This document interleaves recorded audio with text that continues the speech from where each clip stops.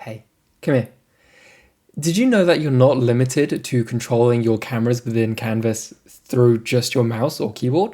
Did you know you could also use your iPhone or your Android device or even any sort of tablet? Let me introduce you to VCam for Canvas. This is our way of connecting your phone or tablet to Canvas where you can directly control the cameras in real time and for everyone to share. Let me show you how. So, within our dashboard, we have a Canvas template already set up for this called VCam Testing Zone. Here, you're going to see a whole selection of cameras. These are all different sort of values that you can just quickly jump to see how it's going. If I was to select this camera here, and if I was to pilot it, there is an option here called VCam, scan using your mobile. It will provide a QR code. You just need to scan this QR code. So with iOS, you can just use the camera app, or with your Android, you can use a Google Lens or a other QR code scanner. And I scan this. It's gonna come up with a URL, radicalmotion.com, select it. This will then run through an authenticating phase. Now, if you are on iOS, it's important to know that this is going to launch through an applet, which is known as Launch AR variant. This is all okay. It's a very, very small micro app that runs as a one-time situation. It allows you to use the AR scanner within the phone. If you're using an Android device, this should just load straight through because I believe there is one integrated with an Android already. And then when you press OK, there you go. Control the camera. With VCam, you can control the camera's position and rotation using your mobile or tablet by simply moving it around. So it is now connected. When I launch VCam and I rotate my camera over, there we go. Just like that. I also have lens control as well. So right now I'm sitting at a 12mm, 35mm sensor and a 2.41 crop factor. Well, let's say I want to really zoom in onto this rock face. I just change my lens, let's say tele. There you go. Change it back to standard wide. Let's say I want to change my crop factor. I don't want to go for a wide shot. There you go, standard HD TV. And if I want to change my sensor size, let's set it up to an Alexa. And this is a full 360, so if I was to want to see something behind me,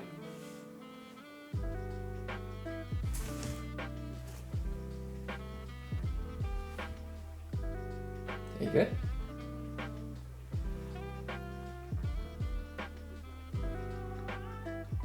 Perfect.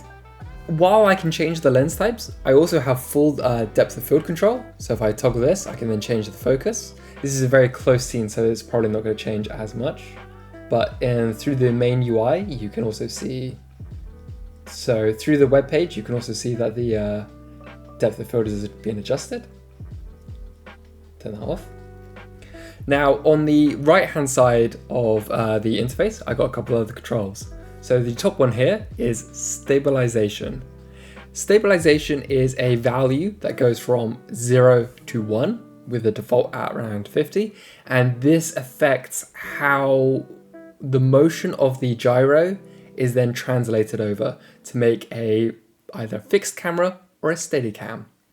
So if I was to crank this all the way down, so the closer you are to 0 is the exact motion that my hands and the camera is going through. So it's a very precise hand cam, shaky cam, 28 days later kind of effect.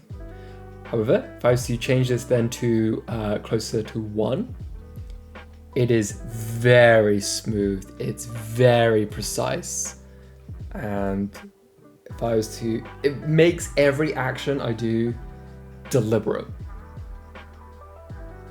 Think of this more closer to a crane arm or a like a robot precision track. There is a slight lag, and that is because the motions that you're doing there are being calculated to have a smoother effect transition. So if I was to, there you go. So if I was to move and then stop, there's that slight pull. If you were to default it to 0.5, where it is, it's just a happy in between. So it's got some stabilization, but it also has some handheld VCam. So just below, we have motion scale. Motion scale is a calculation of real-time positioning at 1-to-1 or 1-to-other. What I mean by this is that we work at 1-to-1 positioning. You move 1 meter in real space, you'll move 1 meter in canvas. This affects that. So if you were to change the scale down to lower to 0, it's very small. This brings the scale down much more reduced. So here I'm moving a huge amount of space, but I'm probably only moving a couple centimeters. Likewise, if you've got a huge set and you want to travel over through it, you were to bump this up to say 30, well, much more stark. Can now properly look around, see the car, see as it is. We'll go up here. This is for positional data only. This doesn't affect rotation or scale. So even though I moved a huge volume of space, it's only sending it on the XYZ of the transform. Very good if you've got like a huge sort of like scene and you want to travel very quickly across. Finally, there's one last thing I want to show. Having this as it is great. It's a great way to get a almost model tactile feel of your canvas projects. But doesn't mean anything if you can't record the motions. Like any camera, there's a big red button. You press it, it's going to play the canvas. Go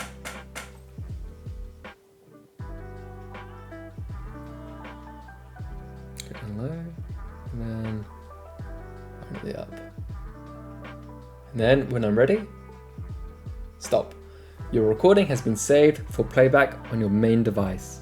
Now, if you was to look on your canvas monitor, there you'll see a VCam recording track. So if I was to exit out this, I just press the exit button. There you go, it's going to take me to my dashboard. Now, if I go over to my canvas project,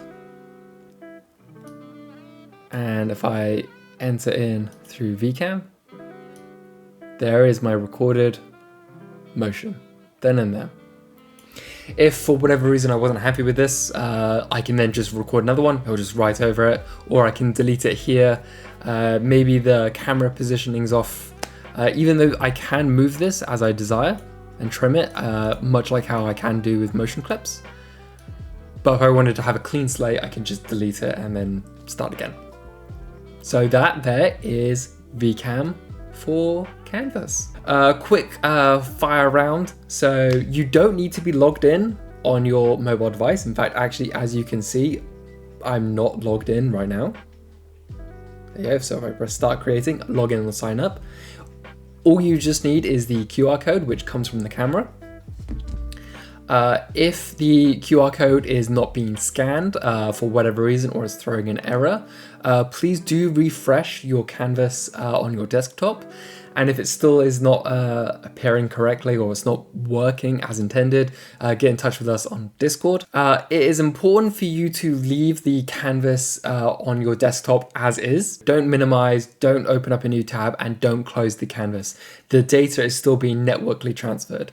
Which also brings me on to another thing. This works through network data. So you have to be connected to the same Wi-Fi. If I was connected through my data plan, or if I was using a screen share and connecting to the canvas through somewhere else, so someone else's canvas, if they were say 50, 100 miles away, or the other, or another country, that will not work. I will not be able to pilot theirs through this. I will not be able to pilot their camera through my phone. it has to be locational and network bound. Anyone can do this. It doesn't have to just be the host. If someone else is joining, they can just jump on and control it then and there. And I believe that is actually where I am going to leave it. Thank you so much for watching. Please join us on our Discord, which is going to be linked below. There you can speak to people like me, you can give feedback, you can give suggestions, and we can support you in any way we can. Thank you so much for watching, and I'll see you in the next one. Toodles!